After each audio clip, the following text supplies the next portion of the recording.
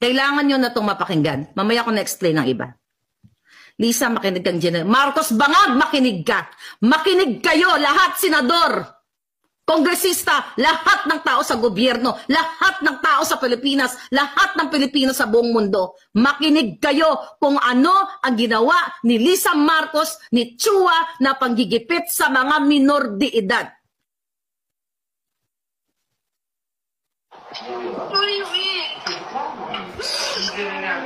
I don't know, baby. Nagawa mo na natin kung nasa anything about it.